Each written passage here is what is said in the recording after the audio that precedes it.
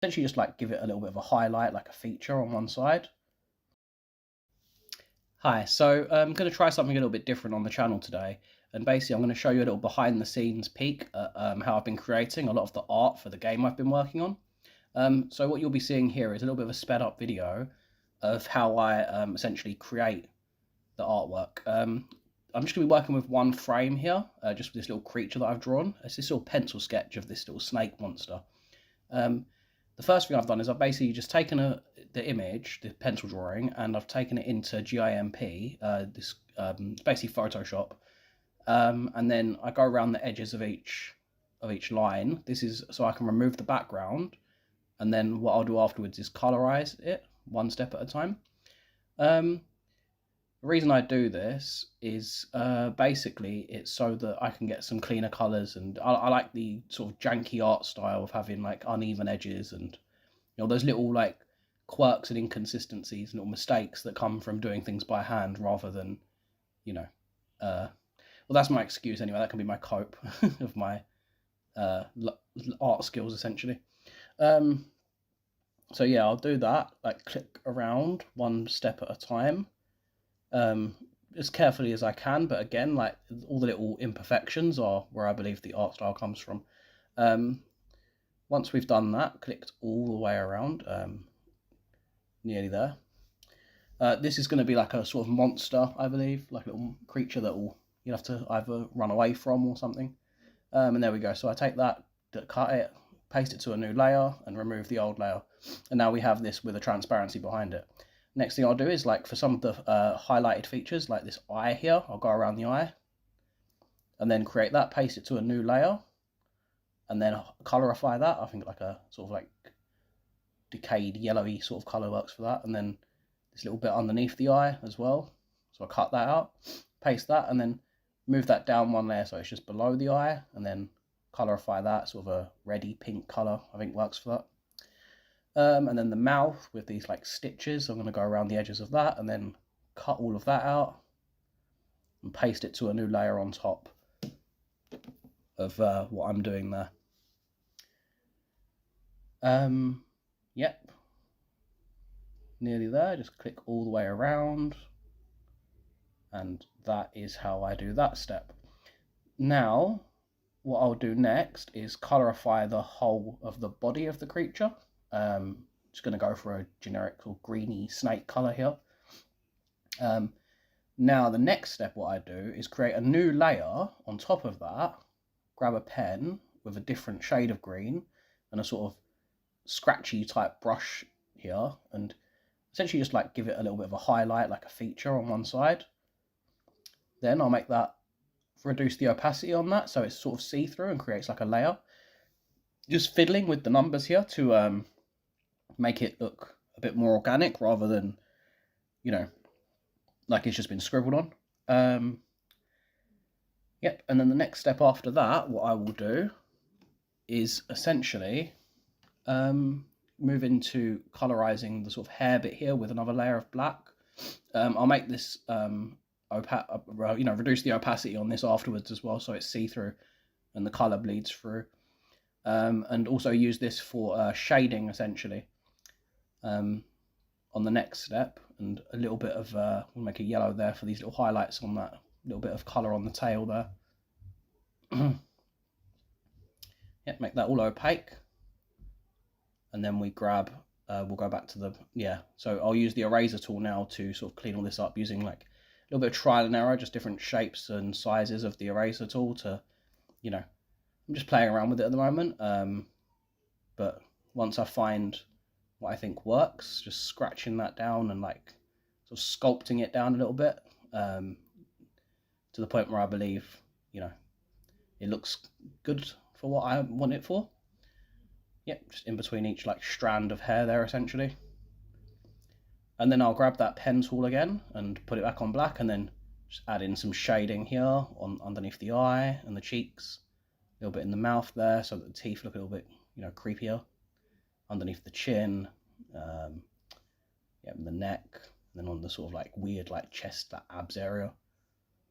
Yep, a little bit of that, and then that's pretty much done now. what I do now is I'll merge all of these layers down into one image. Now, I'll take the sprite sheet for my characters in RPG Maker, and I'll copy this, highlight it, copy it, paste it into here, and then drop it onto one of the existing little squares for characters there. Again, I'm only doing one frame of the animation right now, just for simplicity's sake, but I am intending to work on some more animation for this.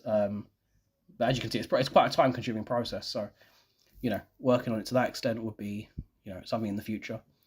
So this is what would essentially be one of the first maps of the game. This is just where I'm testing a few things out at the moment. So I kind of lost the image here, so like what I just do is just gotta find it quickly again, because again, a lot of experimentation, you often lose what you're working on sometimes. But yeah, I found it now. Pop that into there. We get the little snake guy. Put him on down. And then what we have now, what I'm going to copy is that, it's using the MV3D by Qt-Virus. It's a plugin for RPG Maker 3D, for RPG Maker 3 to make things, RPG Maker MV to make things 3D.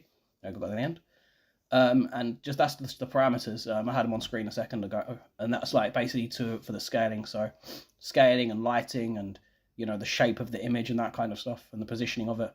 You can see here like a lot of different things that I've put in here. You can see it changes into a different character if you look at it from a different angle. I'm just going to change the scale on that to make it bigger. Just change from 0.1 to 0.3. So it's essentially 3 times bigger than it was. And then we can see how that looks. Yeah, I think I like it bigger, better as a bigger creature. There we go. So that is essentially how that would look as a static image of some kind of monstrous creature. Yeah, so we're working on those. And then if I add in a little bit of basic AI, just the approach, make it a bit faster, more frequent, and we can see what it looks like if it's basically going to chase after you, run after you. Again, the animation's a bit weird because what I've done is I need to take off the walking so that it doesn't flash the animation. Again, I'll work on the animation frames at a later date, but for now, I think this is a good starting position. See, it changes from directions as well. There we go. We have this creature chasing you through this 3D environment. So that's basically how I do that. And, you know, I think there is some potential there. I'm just going to work on that. Here's another creature that I have actually put some more animation frames onto, so you can see a little bit of that. And just to wrap this up, we'll just run around and have a little look at some of the other things I've put into this map here. Just a quick peek. So again, this is very early days of what I'm working on here, but I'm quite proud of what I've put together so far. And here we have a building of some kind. Thank you very much. That'll be the end. Goodbye.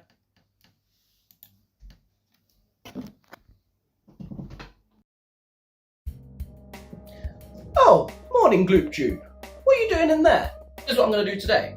My wife and kids have left for school and work respectively, other way around, and I want to go through a little bit of my game dev journey, and I want to share this with you guys. So I'm thinking today I'm going to show you what to work on as the day progresses. So it's first thing in the morning, having my cup of tea, and the next step is going to be figuring out what I'm going to do. I'm working on a survival horror game, a first person thing that I'm working on in RPG Maker. I'm going to put that up on the screen in a bit. You'll see what that is, probably up in a corner or something, do a little picture-in-picture thing. What I want to do today is that I want to create the next area of the game, which is a train station essentially. I'm not going to do the platforms. I think the next bit I'm going to do will be the lobby. So what I'm going to do is I'll cut to my next step, which will be on the screen in a minute. So welcome to my office. This is where the magic happens, as it were. It's going to be kind of tricky to see my little drawing station here, but I will try and show you some stuff on the screen as well, which is right in front of me. So first things first, I'm going to do a little bit of reference image searching. How will I show you this? I'm going to save some images as I go, and they will be coming up on screen as we go.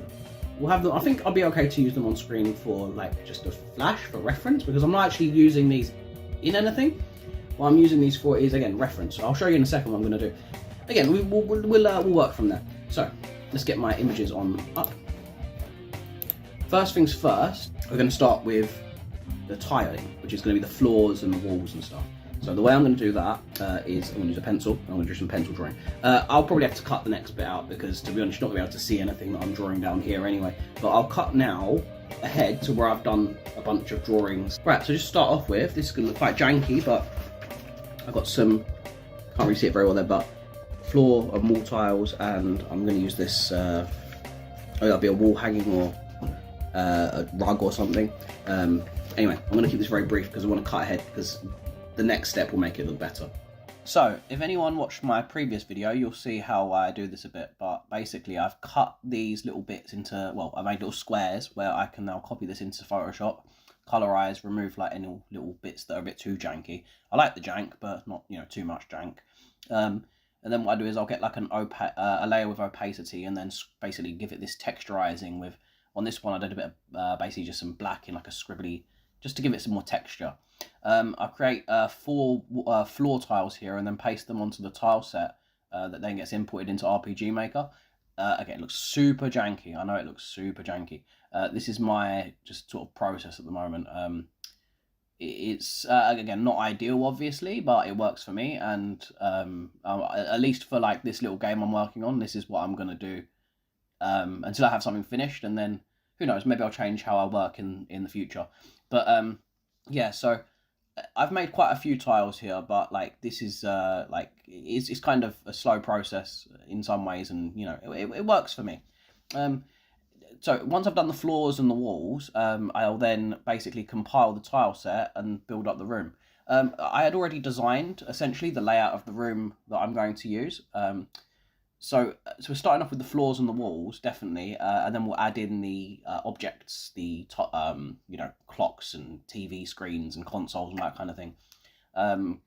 It turns out like, well, the structure of the gameplay is actually fairly well already designed. It's actually aesthetics that I'm working on now, and yeah, so nearly done the 4 floor tiles here. I'm going to cut out making the walls and other things and skip straight ahead now to like just showing you how it all comes together. So what I do is I'll, you know, fill in the rooms. You can see here that I've already designed essentially the layout of the lobby area, just filling in all these areas with the floor I just made. And then I'm going to cut ahead to once I've added in the walls and a few more objects and stuff. So yeah, here we go. So we'll play test and have a little look around at what we've got here. Here's what I've made.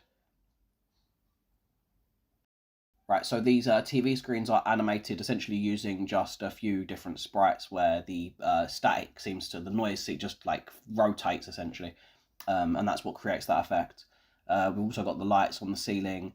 I've removed the doors of this for the minute because there are locks, and yeah, it's fine. They'll be, you know, in the actual finished thing, obviously. And that is basically the work I've done so far this morning. We're coming up to about midday now, so I've still got a few more hours before the wife and kids get home, and we'll see if I can add in anything else today.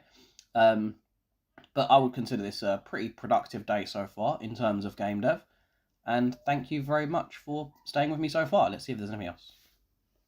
Well, I'm out in the shed now, and the reason I'm out here is because sometimes I like to take my drawing stuff just outside, so I can basically just get a different vibe for my artistic, you know, surroundings. And I feel like, you know, sometimes that lets you just create things a little bit differently.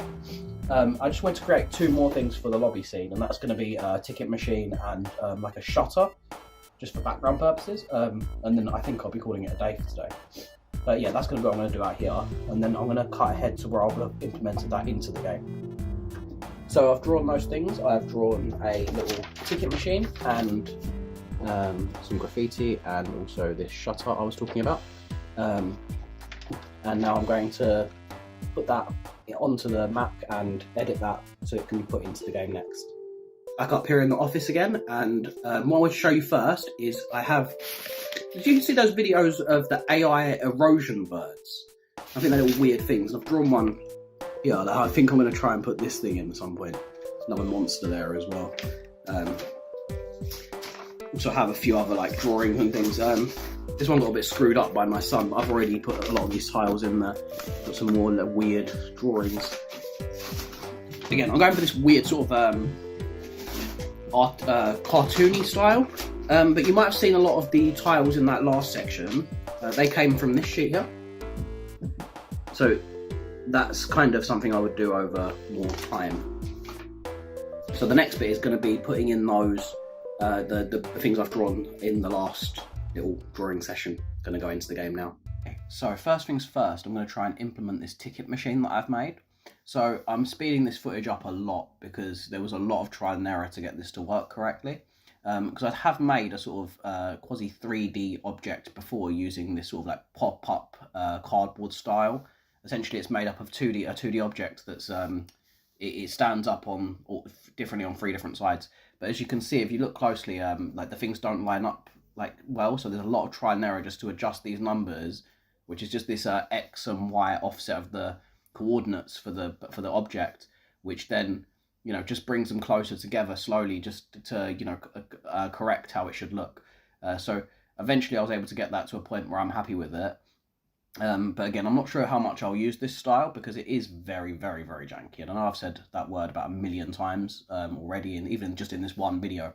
But yeah, now happy with the look of that now, and then the footage will slow down a bit now, and we'll go for a play test of everything that I've done so far. Now, this is quite a lot of work for one day, I think. You can see here I've done those big banners, there's some stairs, some graffiti on the side there, and then through to like this area. I moved the ticket machine into this main lobby area. You've got the animated screens. We're going to check out the shutter at the back there in a second. Still even more work to do. Like that is the default RPG Maker tile one, that like back there, the blue one, that I'm going to have to replace that for that like second level to the lobby. So this is still, far from finished, but it's a lot of progress compared to where it was. I'm going to check out a couple of the other objects that I've added in now as well. Again, we have seen that weird ticket machine thing from a different angle. Just noticed that might need to be resized again a little bit. I'm not sure if I'll keep this stuff. Again, it's parts of it are for testing purposes, but again, I've said it a few times, but I like the jankiness, the weirdness. I think, once I put in some creepy music and, some more gameplay stuff, this will definitely make it feel quite creepy. At the moment, I don't know if that's coming across just from, what I've put up here so far, but yeah, that's the sort of aesthetic that I'm going for. We'll end this off by, we'll check out this little room here as well first. A couple more objects. And then we'll head into show you how the room transitions work as I walk out into what will be the platforms, which will be just down this little bit here. Again, I've removed the doors, but the doors will be put back on, obviously. It's because there are locks and keys and all that kind of stuff. But this is essentially the bare bones of what the train platform will look like. You can see I need to do lots of textures and tiling and all that kind of stuff, like objects and that. And there's like some kind of creature moving around in the background there. If you want to get a little small glimpse there of what the monsters might look like. They're placeholders, obviously, with my face on a weird little body. But yeah, and that will be that for today. This is the like and subscribe if you're into that. Thank you guys. Bye bye. I know your vision because we share it. To being allies and friends. Available now. Meet Arla Protein Food to Go. 1 bottle equals 1 meal. Try yours today. Evening, Bluetooth.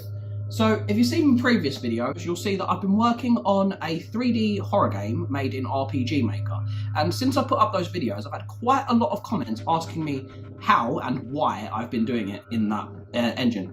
So, today I want to answer the first of that question, which is the how. The other question I'll get to next time. Boo. Okay, so first things first, I'm using this plugin, Qt Virus, called MV3D. You can find it very easily. I'll put a link in the description for this video for how I got that. But basically, here's the documentation for it, and I'll put a link to that as well. So first things first, I'm going to basically show you how this project looks with the plugin switched off, and of course it's just a basic. It looks awful, to be honest. But yeah, you'll see why in a minute.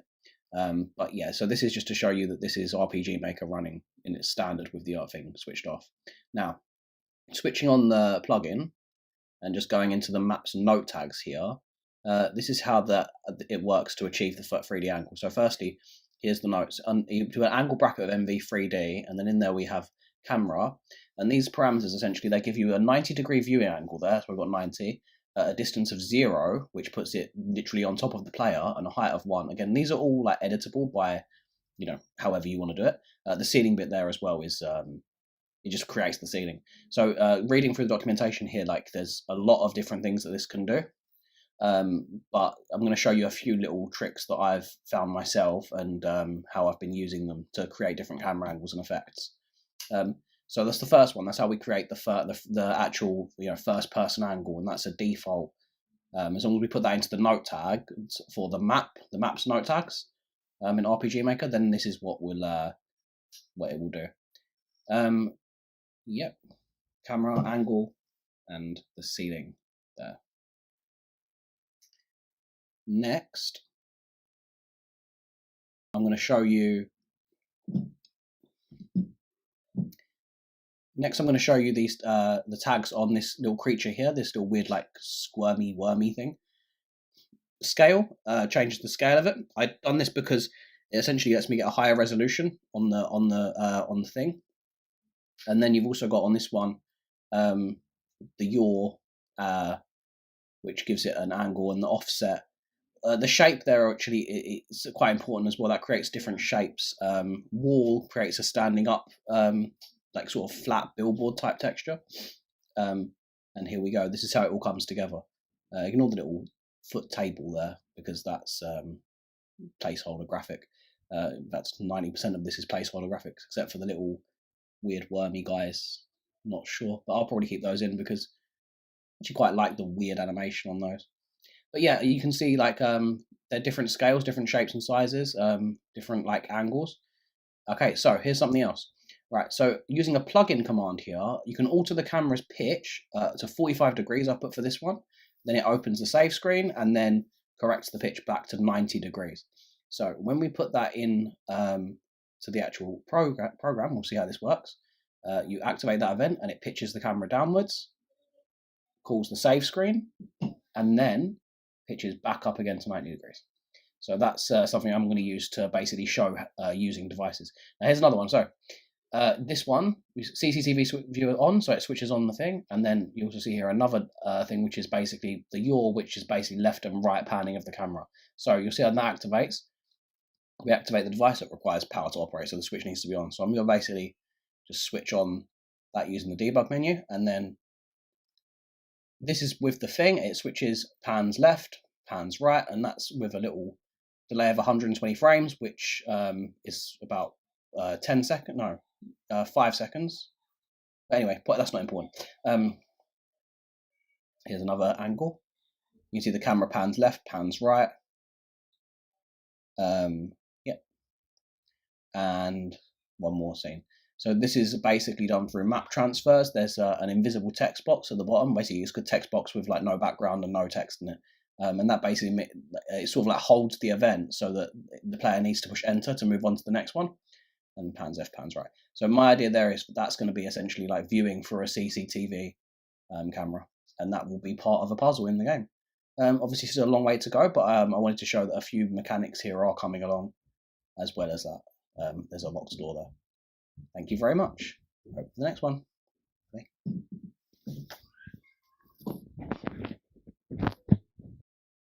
Leave as jeans, love you down to the bone. Buy your dream furniture interest-free. Grow your home with Oak Furnitureland today. Afternoon, RudeTube.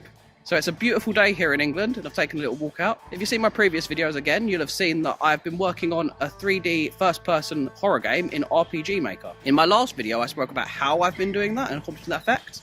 So today, I want to talk about why I'm using RPG Maker. A lot of people would say it's not the best engine for my purposes, but I want to go over a couple of ideas about why I want to use it. If you want more of a general rundown of the pros and cons of using RPG Maker, that's not really what this video is about. But I'm going to say why I'm using it personally and why I think it's the best engine for my purposes. Guys, I haven't put one of these in my videos yet, but I want to say if you do enjoy the video, please do like and subscribe. It really will inspire me to carry on and make more content for you guys. Thank you very much. So first and foremost, I want to talk about, there's a lot of built-in systems in RPG Maker that mean I don't have to code these things for myself.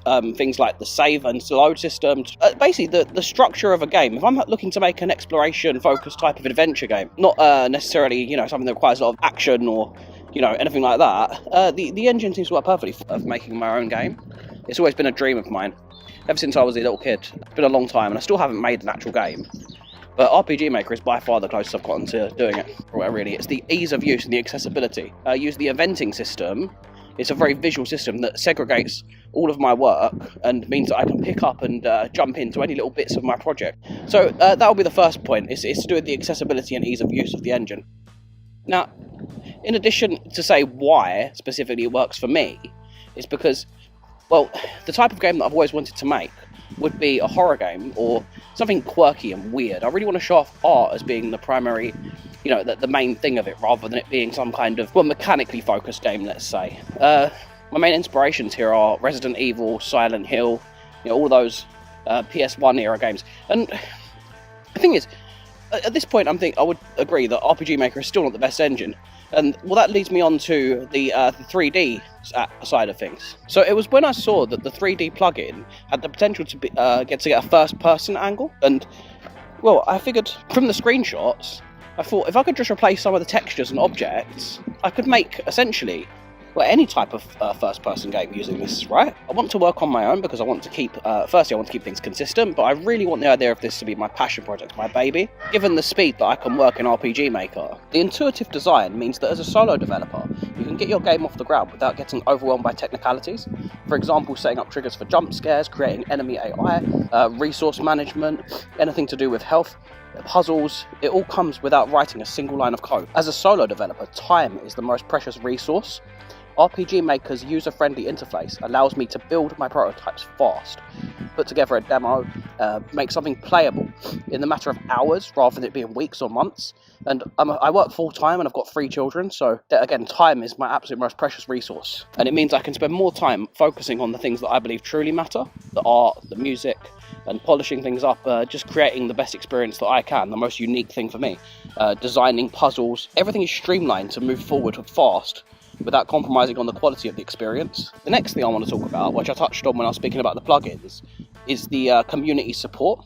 RPG Maker has a huge community. It's been very active, and the subreddit is such a friendly, welcoming place. The forums that I've been on, I've been able to share everything from assets to, just everything. So I'm still not sure if I'm necessarily getting into the why specifically.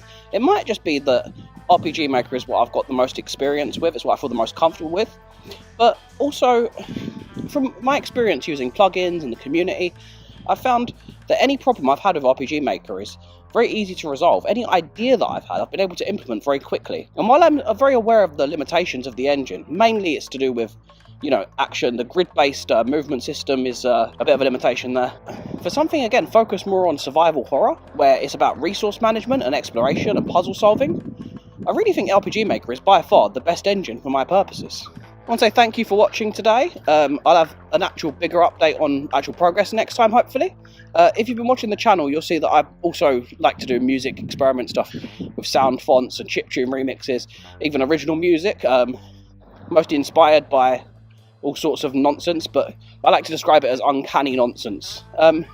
If any of it sounds appealing to you, please do like and subscribe. Stick around on the channel, check out the playlists. I like to organise all of my content into playlists related to the theme. So even though there is a bit of a weird, mix of content here, I do like to organise stuff in a way so that you can just check out what you're interested in. But hopefully it'll all interest you. Thank you very much. Thank you.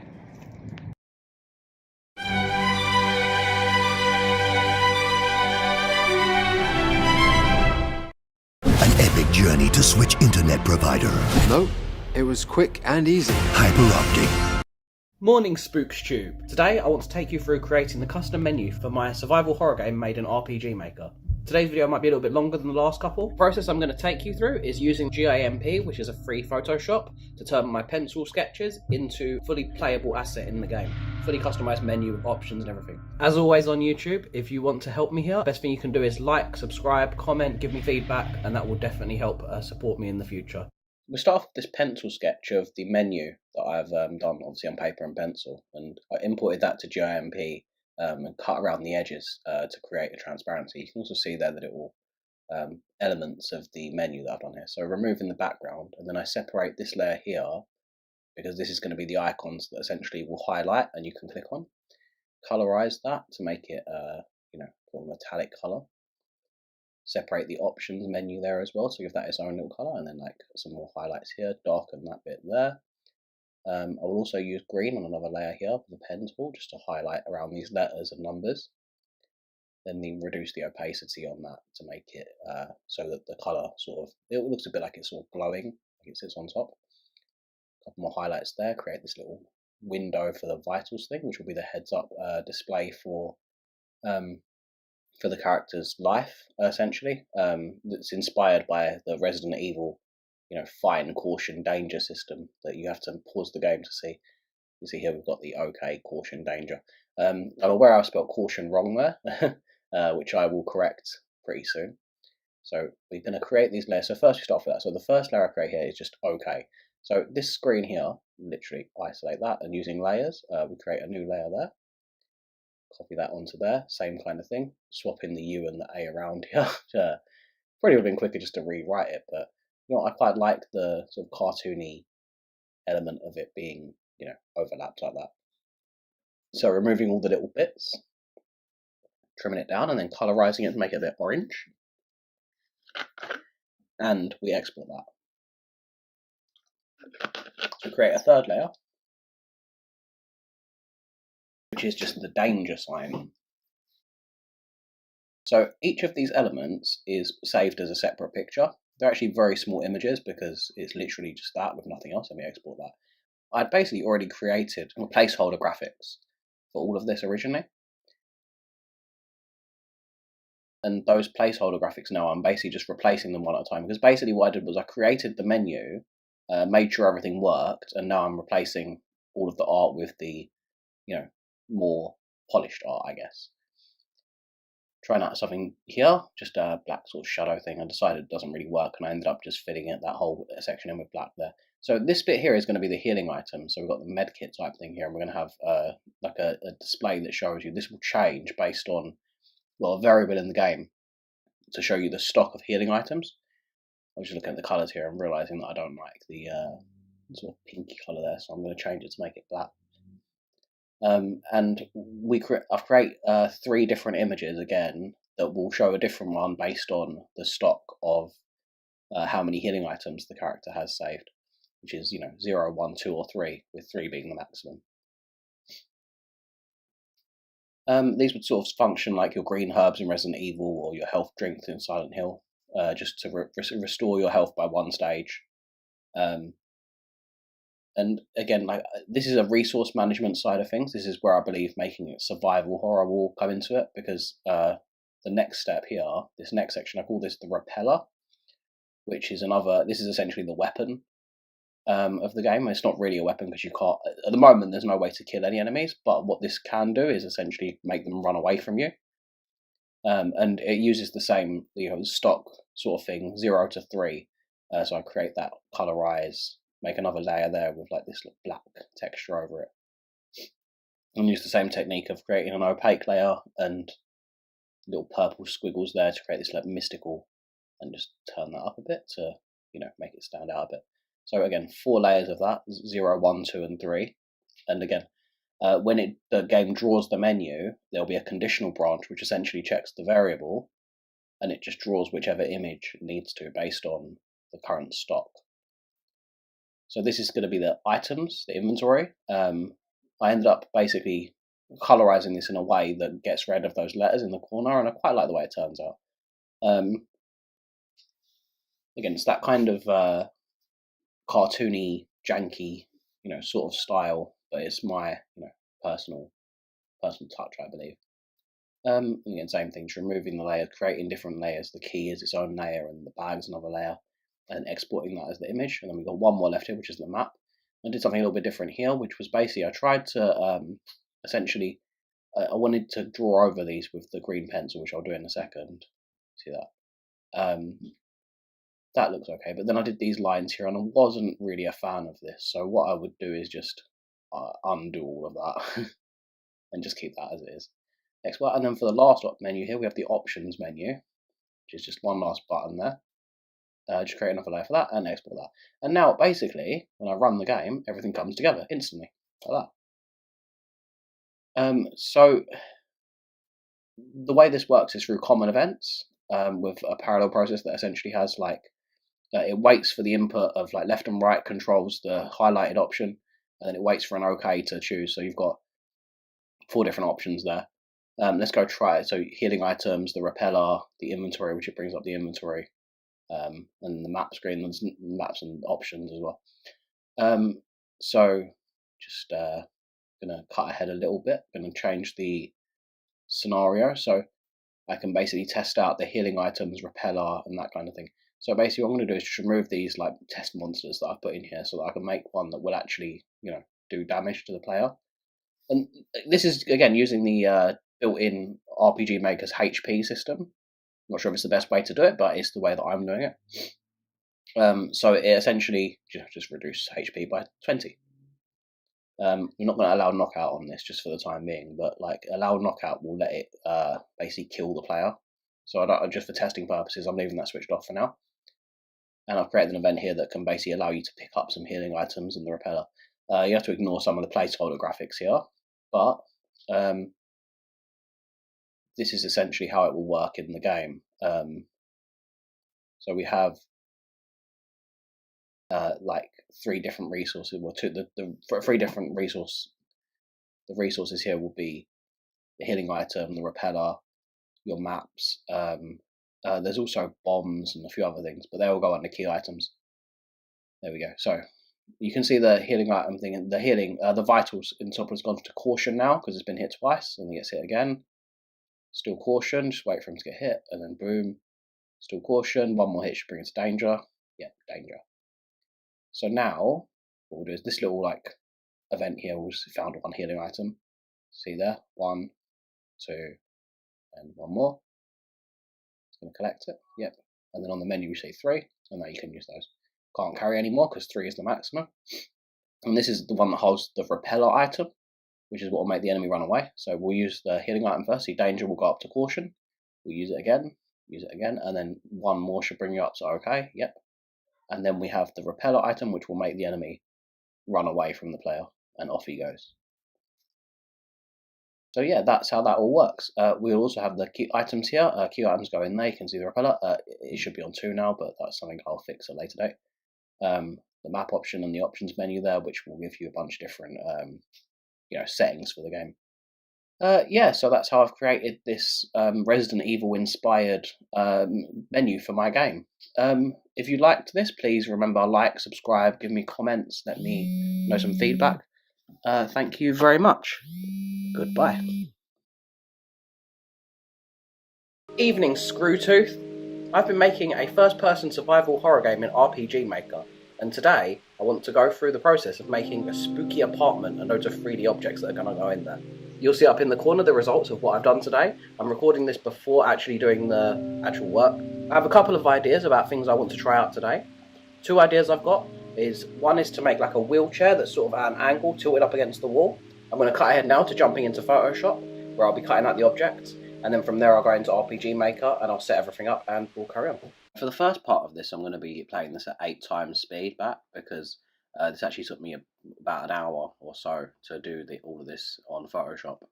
But what you can see is I have these drawings, I've got the objects there, and I'm basically cutting and pasting them into Photoshop here. It's a GIMP, which, by the way, I'm not sure if that's how you're meant to say it, but I've been saying GIMP because I don't want to say that word without initializing it, just in case, I don't know, YouTube has some weird thing about that word, because it's a bit of a weird one, isn't it? But yeah, so this is going to be the wallpaper for the apartment room that I'm doing here. I've also done, you can see there, a few other objects, but we start off with this, colorizing them all by layers. Moving on next, we just paste it into the tile set here, and then layer those up to try and make them line up as much as possible. And those are going to be the walls for the apartment.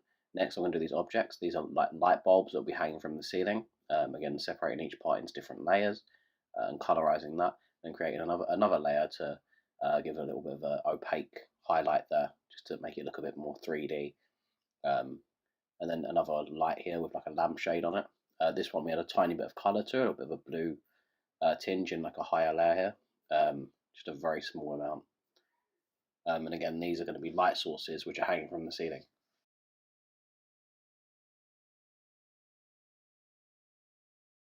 Next we have the wheelchair. So I'll start off by going all the way around, cutting out all the shape of it, and then what we'll do is cut out the wheel itself and make that another layer. This one was a little bit more sort of meticulous because there's all these little details here. So my idea here is to have this object sort of sitting at an angle, propped against a wall, and then we colorize the wheel to make it look more sort of like metallic, and then we have highlights and stuff as I've done with all the other objects.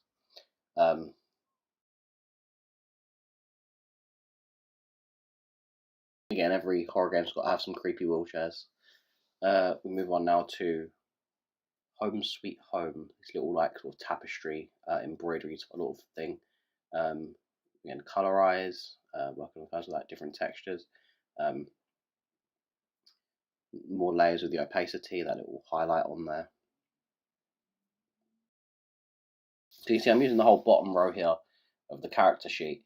So all of these objects actually only go onto one image file. So file size wise, and when it comes to loading and lag and that kind of stuff, I think this is actually not going to affect, like, you know, including this much art is not actually going to be a detriment. We have this sort of, I've made a like blood splattered wardrobe thing, colorize the handles to yellow, a little bit of shadow work to make the 3D effect look a little bit better.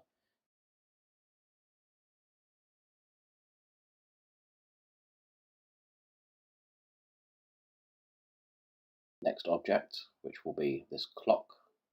Clock went all the way around again. Cut out the object. Remove the transparency. I think I ran it twice there because I made a mistake. Colorize it to brown, and then we take the face of the clock and then make that sort of a grey-white colour. And again, as I did with the other drops, I've sort of gone for this, like, you know, like that sort of shimmer, sort of looks like a reflection of light on the parts that might be made out of glass. So this is the bed. So the way I'm going to do this is like separate this into two objects. So we've got the top of the bed, the mattress, and then the sort of headboard part of it. Like sort of like mouldy texture that I added by using a like weird paintbrush and then erasing lots of it, doing the yellowy colour to make it look really dirty and like gross. And then here's the headboard, or like the footboard of the bed, which will be a second object. Again, cutting that out, transparency, little texturizing of details, and then we just polish it up a tiny bit, and then import that back to the character sheet. I'm doing quite a lot of objects today. This one is a coat rack. My idea with this one would be that it sort of like uses something similar to the tree type objects that I've done before, where it would be what's called an 8-cross, which is basically it's an intersection of like a 2D image that's like propped up, sort of like a paper like standout type thing. This is a rug that will go on the floor in the apartment area. Again, we colorize it to be sort of an orangey because it's meant to be kind of like a lion type thing. It doesn't look like a lion, but you know, and then make it look gross and dirty. And then these little console device type things. Again, I think these are great for like just general scenery. They're quite easy to, you know, draw and colorize in my opinion. But I like how they add to the scene. Sort of makes it, you know, reminds you that this is not like a nice place to live. Well, I mean, I'm not sure it isn't anyway, but something about these like utilitarian, like, I don't know, brutalist architecture, I guess, would be the way to describe it. And then, yep, so we take that and then back into the character sheet for RPG Maker.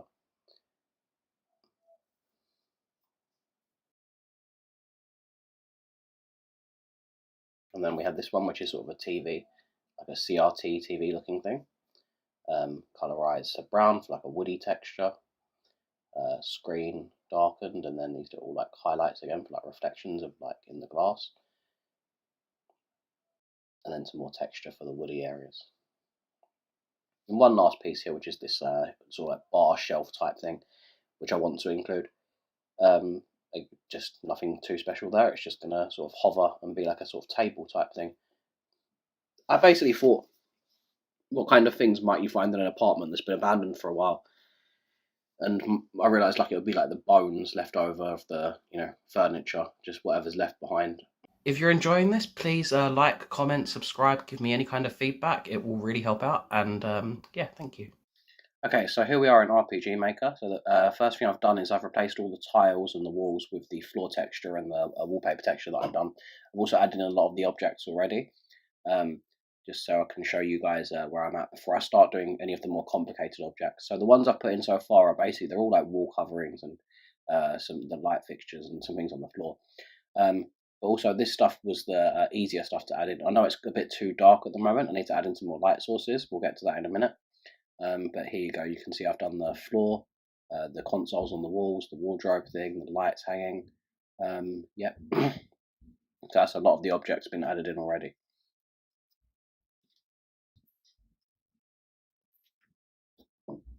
Okay, back in RPG Maker again. So here we go. We're going to start off by first I'm going to copy in this bench object that I made in the lobby scene. I haven't shown that yet, but on the channel, but that's something I did off camera. I'm going to use that as the building blocks to make the bed object, just because I believe it's going to be pretty similar. So I'm going to use the surface here is going to be the mattress, which has a bit of an elevation. This is all done through the note tags to alter the elevation, the shape of the object. And there we go. Yep, so with the bed, you can see the footrest part of it is way too small, so I need to alter the size of that. That's done through the scale tag on the thing. On the in the event, it's scale, and then in brackets we changed the decimal point there to make it a little bit bigger. Next object I'm going to be working on here is the shelf on the wall. Similar thing there, basically just using the surface, which is it's just a flat object with a slight elevation, which basically just creates that sort of bar table type thing there. And then we add in these little extra things just for the collision, which is probably not the best way to do it. Again, that's something I'm going to have to work on in a bit. But I'm quite happy with the way it looks at the moment, so I'll move on to the next object in a second, which is going to be the wheelchair. And the way that I'm going to do that is basically I'm going to copy it over this sort of, just it'll run backwards and forwards first. It'll see where we're at. Again, sorry about my rambling commentary here, because I'm just getting used to this YouTubing thing. But there we go. So with the note tags for the event, I've created this wheelchair, and it's set at an angle diagonally. I'm also going to copy in a few more sources of light and add on a few lamp tags, which will illuminate a lot more of the objects. And here we go. This is going to be like the final playthrough to have a little look at what we've made today. So we have the shelf, the wheelchair, that painting at the back. A little closer look at the wallpaper texture on the floor. We have the lamps hanging from the ceiling, of course. This coat rack type thing. Tapestry with the Home Sweet Home. Then moving into the back half of this abandoned apartment, we have the bed with its footboard, little bench at the end, table, the wardrobe, and the consoles, little screens, and of course the rug. Also added in some more light sources, as I mentioned. I'm just all look around and see what I think will be the best angle, just to get one last look around at what we've done today. Yeah, I think this is pretty decent progress for one day's work again. Thank you. If you've enjoyed the video, please like, comment, subscribe, and I will have more for you soon. I'm also doing obviously music uploads, all that kind of stuff. This channel is not really, I'm not sure what kind of niche they call it on YouTube, but yeah, I'd like to think I've got multiple niches essentially. It's going to be pretty much this. It's music or this. That's the way I would narrow it down. But hopefully, like, a lot of you guys will be interested in both things, so I won't be annoying too many people with if you're subscribing for RPG Maker content and seeing, chiptune remixes or vice versa. But yeah, thank you very much.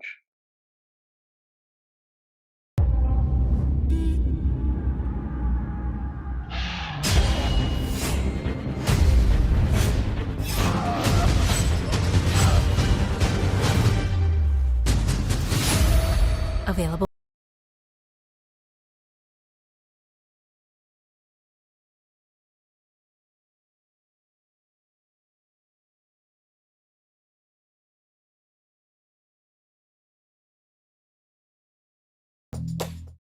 Good evening, Spice Tube. Today, I want to try something a little bit simple, but I think it's going to be a lot of fun, which is to make a spinning object in my 3D first-person RPG Maker game. As is always the case on the hellscape that is YouTube in 2025, if you enjoyed this, please like, comment and subscribe. This is the 7th video in the series, so I hope you've checked out the previous ones, discussing subjects like how I got the first-person camera and why I'm using RPG Maker to make this game. By using a plugin command from the 3D plugin, I can update certain attributes of the event in real time, specifically the rotation of the object. To make this work, I set up a parallel process that targets the object I want to spin, and then I simply update its rotation by 10 degrees each time, with a small wait in between.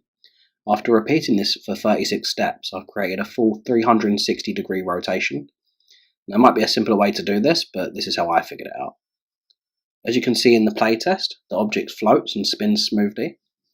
I'm planning to use this effect for a few collectible items because I really think it makes them stand out. I think it adds a nice touch, especially if I place it in an area where the players can't reach on the first time through. It creates a memorable moment that I hope will make you want to come back later with the right mindset to be able to collect it. So that's how I created the spinning object. I think it's really simple but really effective. So I want to show off another object here, using a different shape of object this time. Creates this just a bit different and weird glowing sort of totem thing with the 8 cross object shape. I'm going to show you the note tags of how I've achieved this effect in a second, but I think this is quite an effective little creepy effect for animation. So in the events notes, you've got MV3D and then lamp, which is what makes it glow green. That's the shadow casting and the intensity of it with the numbers there. The scale, again, is the size of it, I mentioned this before, and the shape is an 8 cross, which is the shape that it gets propped up in. And one last thing to test today, which is basically using it on a sort of really creepy effect here. Quite like how this looks. So something to work with here. This is a bit more progress for today. Thank you. This is a very short one today, but if you liked it, please comment, like, subscribe, and let me know. Thank you.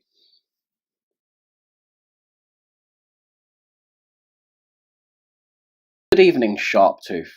So today, I want to go through the process of making this 3D creature in RPG Maker. So previously, I made some videos describing how I got the camera angle and how I created this 3D spinning object. Today, I specifically want to talk about how I make this monster that will chase you that has AI based on switches. So I'm starting off by creating the creature itself. I made these like tentacles, and then I've created this sort of biblically accurate angel type thing with the body and the arms next. Cut that out and colorize, create layers as I always do, and then shadows. And the texture as well. So we create multiple layers here with an opaque layer. Each part of the body